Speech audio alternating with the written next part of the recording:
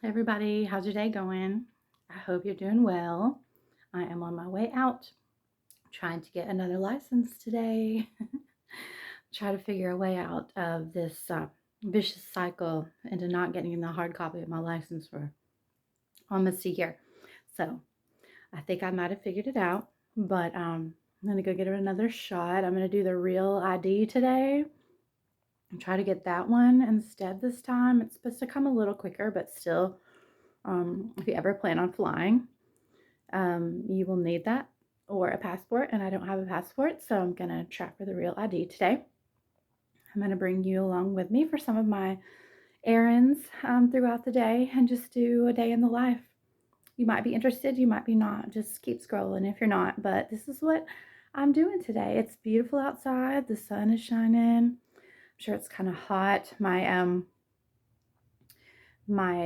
air compressor went out in my car, so I tried to buy Freon for it, but that is not the simple fix that I thought it was going to be. So I try to obviously roll my windows down, but I try to do a lot of things towards the less hot part of the day, because here in Chattanooga it is very hot right now. It has been raining quite a bit, but it hasn't rained for a few days, so I'm going to try to get this done and a few other things. So come along with me. Gonna try to show a few things in my apartment. I don't think I've ever shown my apartment before. This is my bed. I have an air mattress. I had planned on getting more, but I had a few holes in it. If anybody's ever had an air mattress, you know. Um, there's a way to patch them up though, and I've always been successful. I've probably patched this bed 1, 2, 3, 4, 5, 6, 7 times, but it is still trucking along, and I love it. I'm so grateful that I have pillows, blanket, my Roxy, my angel, my You've Got the Power pillow. All of these things have meant so much to me along the way. I'm so grateful for them, no matter how they may look to you guys. That's what I have, and that's what God's given me. There's my lighthouse painting, my Raphael painting, my 11 candles, Bloomer Year Planted painting. I try to keep a candle in my room, always my vision board, my journals, books, my closet. Doesn't have a whole lot in here right now because it is a laundry day. But yeah, I have to keep my underwear and my socks in a bag because I don't have any drawers. But I do have a few things hanging. Now this is Colin's room that he has never been in, but it has always been ready. Some artwork that I've made for him. Here is the bed that Sleep in Heavenly Peace made him, and I've slept in it a couple of times when my air mattress was had holes in it and I hadn't repaired it yet, but there's always a dilly to be found. But yeah, his bed's pretty comfortable, and they give sheets and pillows and a mattress with the bed. So this is something that I made for him when I was still in the hotels, but I've never given it to him. I've just kept it in his room. Lots of things are in my car. When he was taken from me, I've made this for him. Here's an award. Some of the things that we used to play with when we would have visitations. There's a book that his teacher, one of his ex-teachers, brought to his class that she made. Those are her dogs. Yeah, just some things Colin had in my car already that are still hanging out and waiting for him. Some new art supplies we were going to do on our last few visits that they canceled. There is Dave, our llama. And then my bathroom. Hello. I have beautiful windows all around, lots of trees. It almost feels like I'm in a tree house. I have never gotten furniture for my living room. I was going to do that when I got my taxes. It's trash day. Trash just ran, so the dumpster's empty, so I'm going to go take that out. But yeah, I dance in here.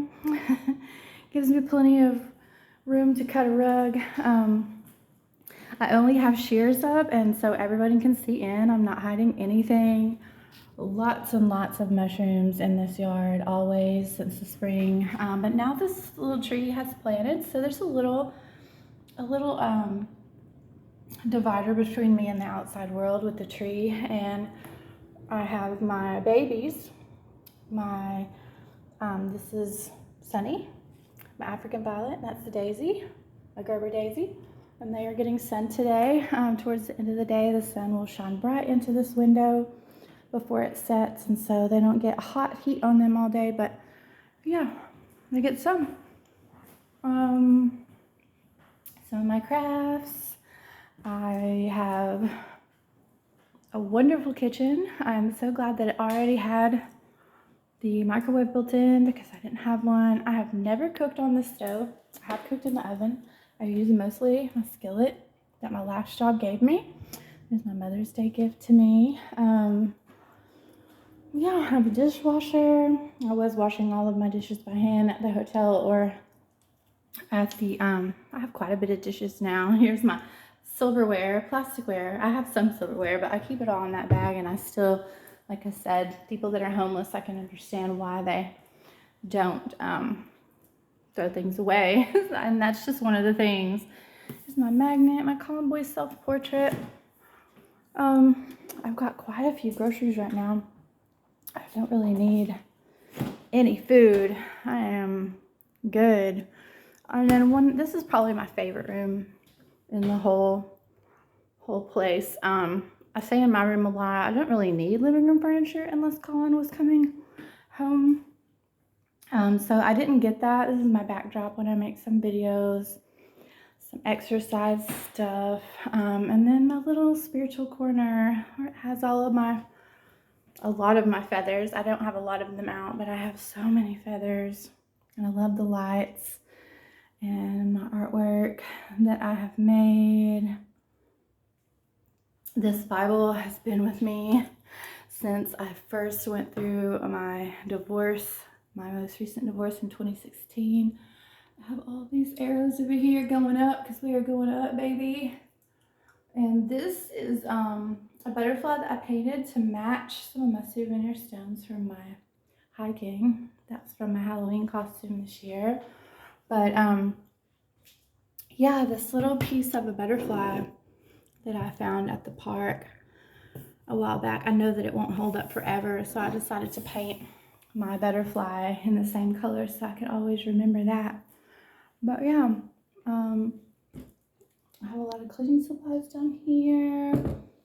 I have tons of things to make art with and a couple of little tools, but I spend most of my time in here and in my room, so there was never really a reason once I found out Colin wasn't coming here to get living room furniture.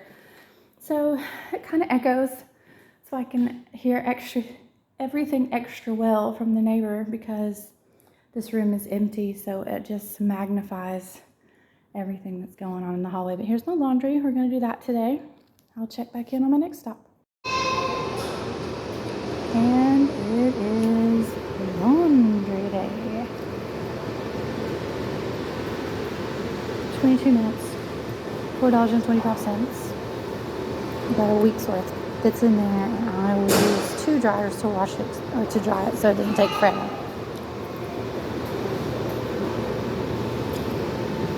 And this place smells like cat piss today.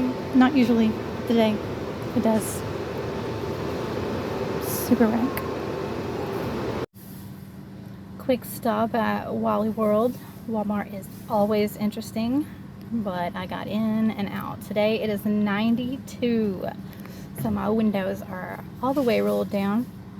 I went to get my real ID, and it's so funny because even without any extras being added to my life as complications, there's always like weird circumstances with me. So I get there and I tell them that I renewed my license at the end of April, but it never came. Does that happen often? It happens with the real ID, they said. So I'm like, great. The one I'm asking for, it happens most often. But I'm like, I still want to try to get this, you know, in case I want to get on a plane. And so I put in all of the stuff that they handed her, all of the things that they require. And she said, are you married? And I said, no. And There's an airplane. We're right next to the airport over here where I do my laundry. Excuse me. She said, well, I'm going to need something to show your divorce. You can't go by. And I was like, I'm going to go by my last married name because that's my youngest son's last name. I'm not going to change my name. I'm not trying to change my name. Well, that's not what I mean. She said, how many times have you been married? And I said, twice. And she said, well, my first husband's last name was Hopkins. I'm going to need something to show that your name changed from where your name changed to Hopkins. They don't have anything showing that. So she said I have to come back with my marriage license from my first husband, which we got. Fun fact, I married my first husband twice. We got married in Vegas, and then we got married here in Chattanooga about, 4 months later.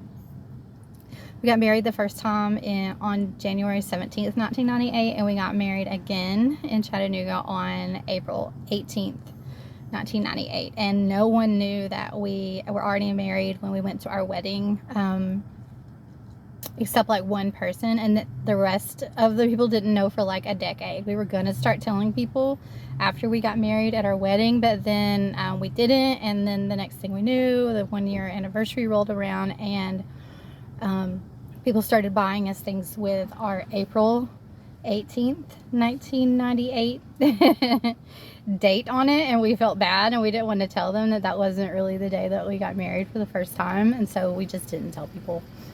But yeah, got married twice. So she's saying that I need to get my marriage license from Las Vegas and bring that in because they have proof of where I got divorced the second time, but not where I got my name changed the first time from my maiden name to my first married name. And I'm like, oh my goodness, it's always something. And I said, I got divorced in like, I want to say 06 or 07 from the man that I married in 98. And I said my child from that marriage is 24 now. I was like, I'm trying to forget that marriage altogether. I definitely do not keep paperwork pertaining to that, and now I'm not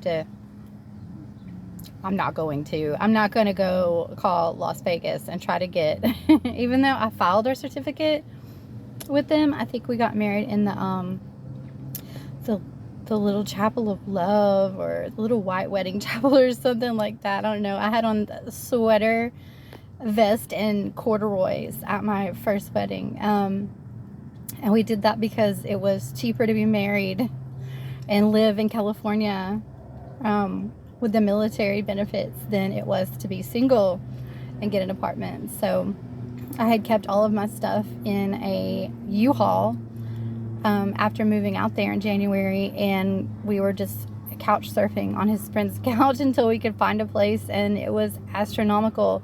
But if we got married, then all of the benefits kicked in, and they gave him a housing allowance, and he got paid more on each of his check for having a dependent. So we were like, all right, we're gonna get married anyway. We were already engaged when I moved out there, so we were like, let's just go to Vegas. It's just a few hours away, and we'll get married, and then we'll get our place, and then we'll come home and have our wedding as planned. So yeah, I'm not gonna track that down. I'll just get a passport. But for anyone that thinks that it's really strict, she said all you have to do if you want to fly is take your license excuse me, and your birth certificate to the airport. So there, just do that. Okay, so this is the end of my day. It's almost dark now. The wind is blowing. I think it might rain, but I'm still going to walk. I love coming to the park at night because this park doesn't close. It isn't one of the city parks. It's a playground at an elementary school that my son used to go to. It says a lot that I can come here.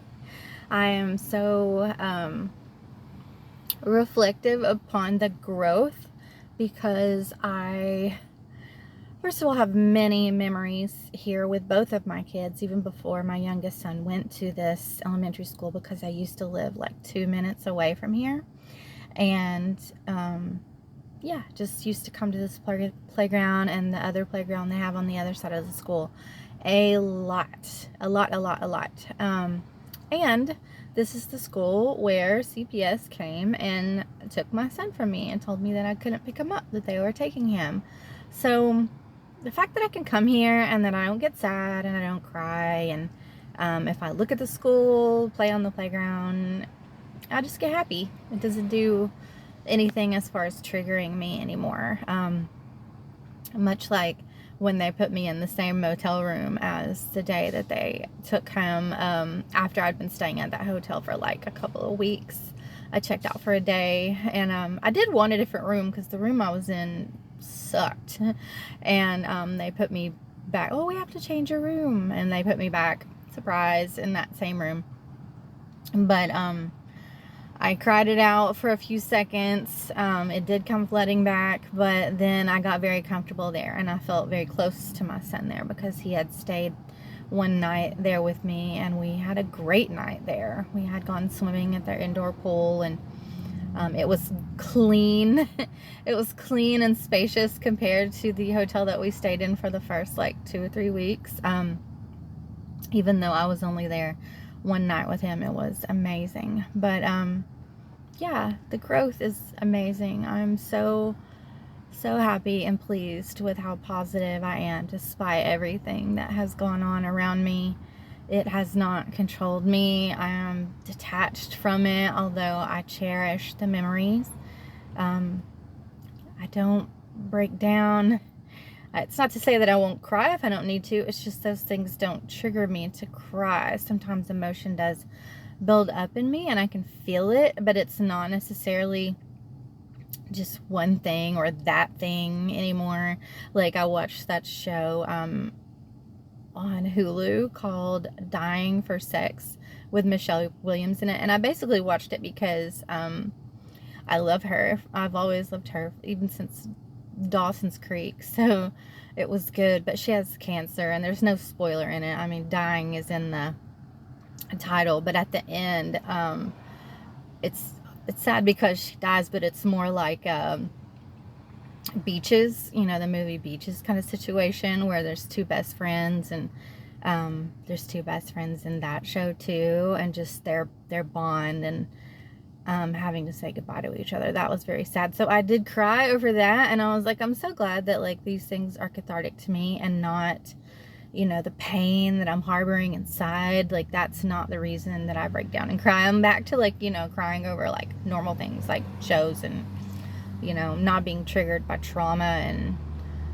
things like that anymore. It's very freeing. It's very peaceful, and coming to this park is like that. And if I come late, no one's here. So I'll walk in the dark by myself. There's enough street lights and enough traffic and houses across from here, and then lights from the school, that I don't feel like my eyes adjust to it. I don't feel like it's and also I don't walk in fear at all. So, you know, God protects me, but I don't feel like that it's unsafe for anyone to come here no matter what. So I'm happy. I would rather come here than go to the gym. Gym's like a meat market.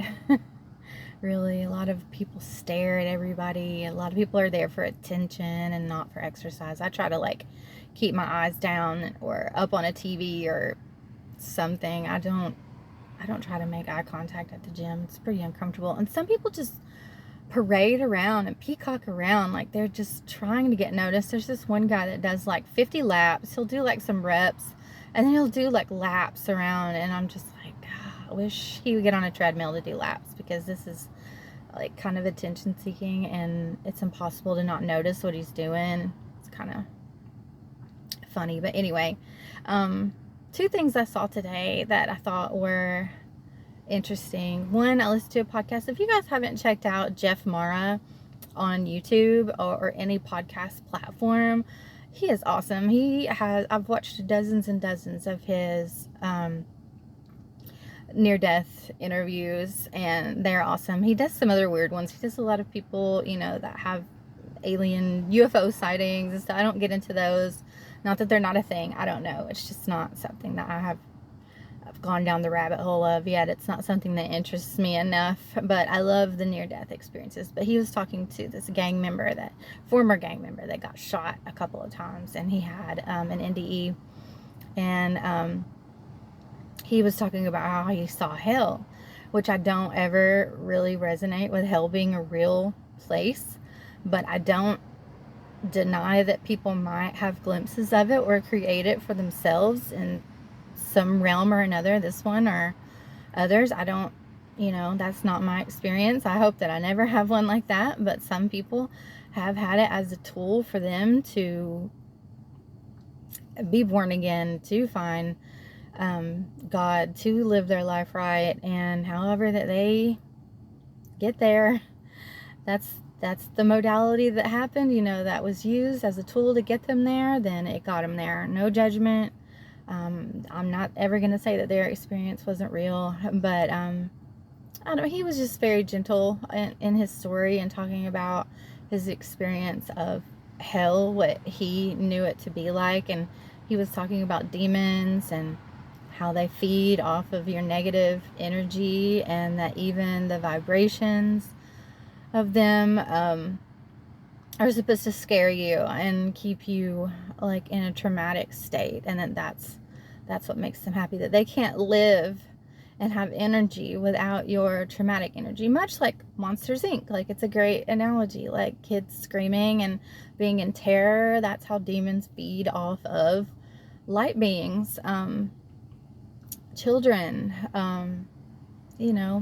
high sources of energy, any way that they can get it. Anything that's connected to source, they try to drain that energy and use it for their benefit, for their self-serving causes. And he was talking about how in his version of hell, he saw a lot of pastors there, and that even as being a gang member, that he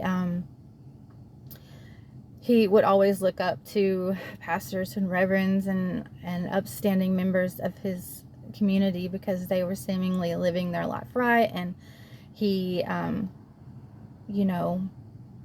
looked up to them and thought that, this was something that he could be or should be doing for himself, but he chose violence and alcohol and things like that. And that was what was in hell. Not every pastor. I'm not saying, I'm using this as a tool to teach you that church is bad and it's a cult, because some are. But I'm not saying that because I'm using it as a guide for you to not go or not. No, I'm not saying every pastor. I have known some great pastors, some great clergy. I will just put that out there as a general blanket statement. But he was saying that he didn't realize until he saw his version of hell that it was possible that those kinds of titles were being abused because so many people were being led by them, that they used it in a negative way, and it really opened his eyes. And I can't remember his name. Anyway, if you go to Jeff Morrow podcast and you go to NDEs, there's a section for NDEs. He has them separated into categories, and he is I think a gang member that got shot twice, and I think he was dead for 3 minutes and 47 seconds.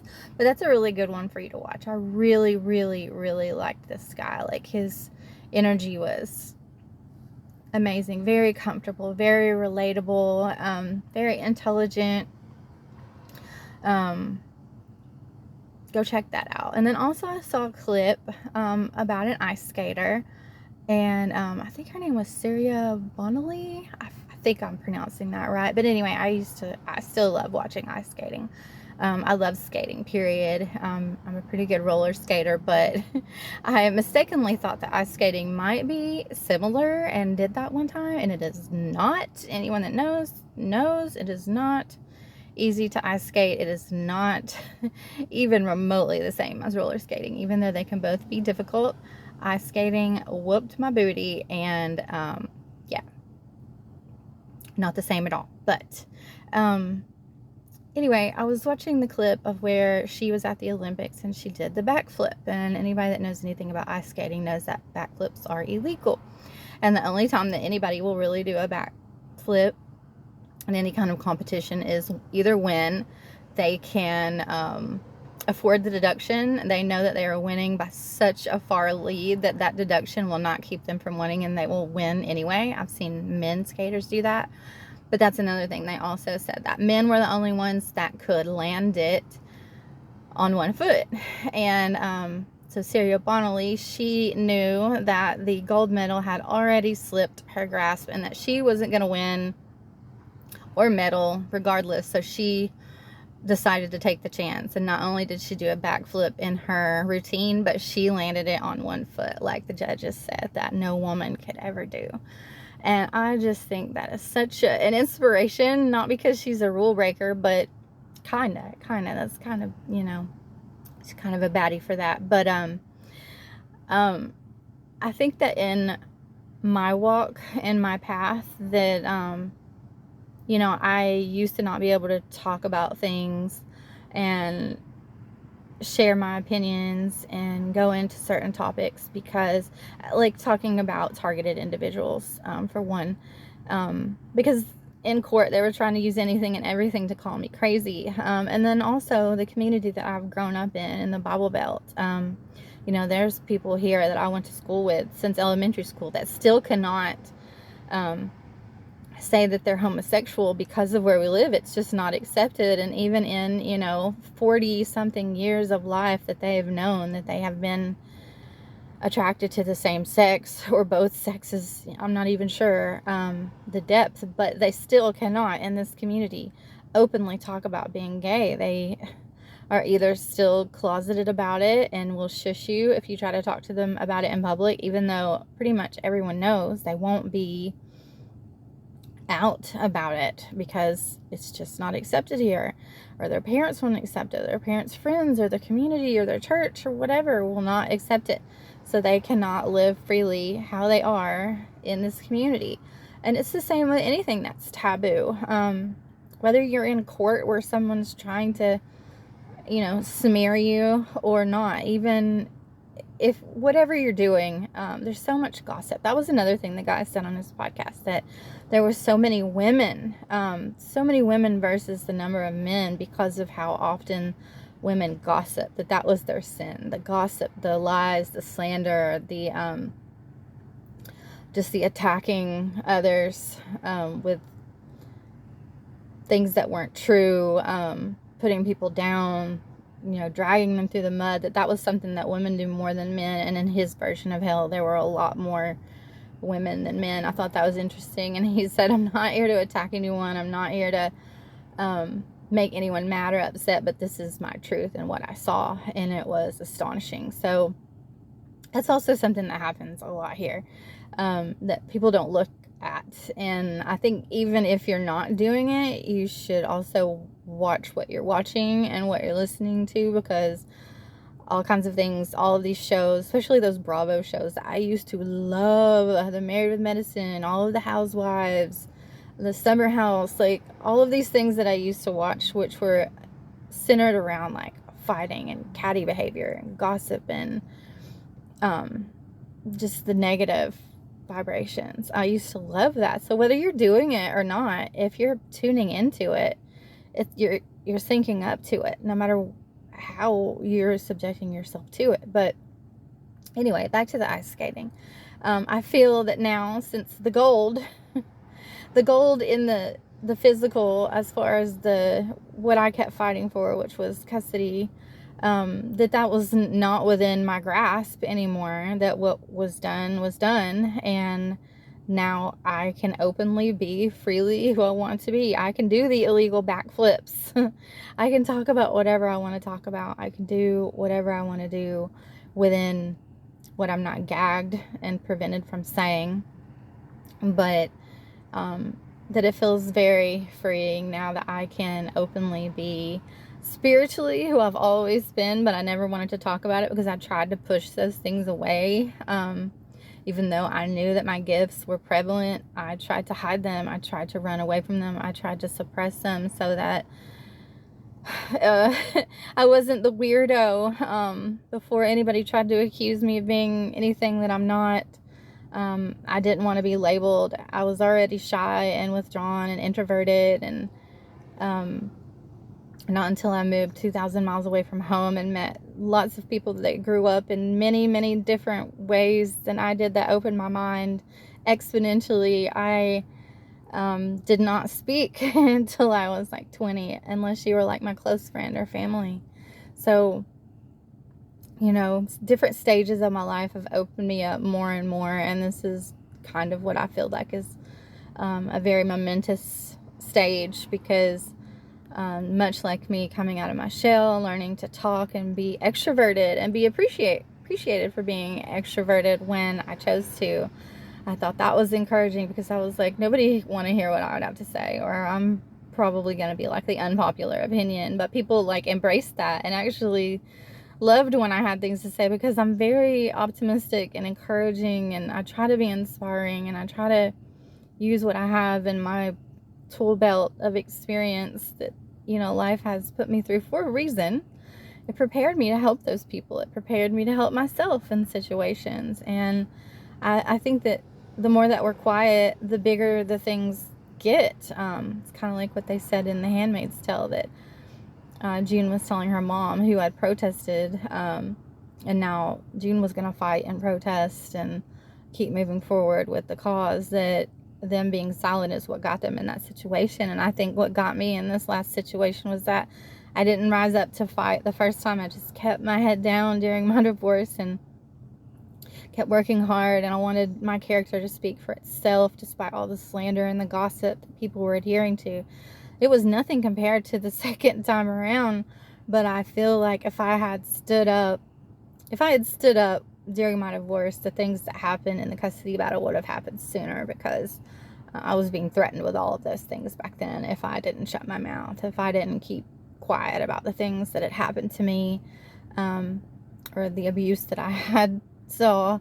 Not to the depth that I had seen it the second time around, but all of it came to a head, and I spoke up. And I think when you speak up, they try to make an example out of you so that more people won't speak up. But now I'm in the position to where everything that I was scared of losing, I already lost. I don't have anything to be scared of anymore. And if someone does threaten me with anything else, it's going to be obvious why they're doing it, because the whole reason why I was supposedly, you know, dragged through the mud in the first place was because of a child. I no longer have the child. They achieved that goal. So, if anything else is said, what would be the reason for you to come and attack me anymore? I'm not saying anything that I shouldn't say, because of court, I haven't gone into any details of anything that happened in court that I am not allowed to talk about. So anything outside of that, you're going to have to come up with another reason. And if you just keep coming up with reasons, it's going to be very obvious to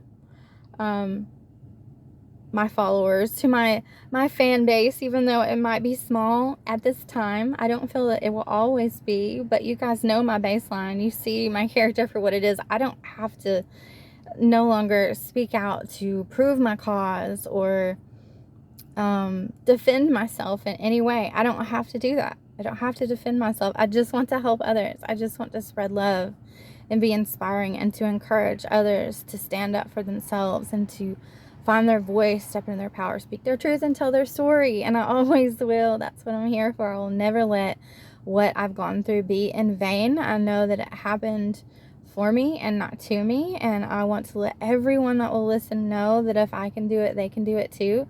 So if they find anything wrong with those messages whatsoever, then they're the problem, not me, and it will show. So, you know, I'm not saying that it will all stop, but I feel very free in what I do and how I live my life and how I want to help others and how I'm walking in my purpose fully with God. And he made no mistakes on me, that if my light shines so bright that it irritates those demons, then you're going to show up as a demon. You can't be anything else, because why would you keep coming?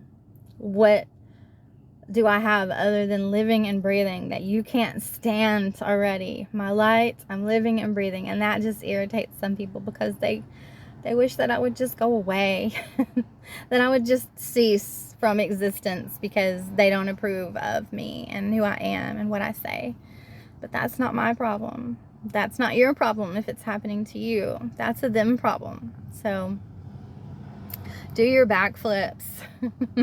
Do your big ones, guys. I love you. I'll see you later. Gotta get my walk on. God loves you. You're never alone. Bye.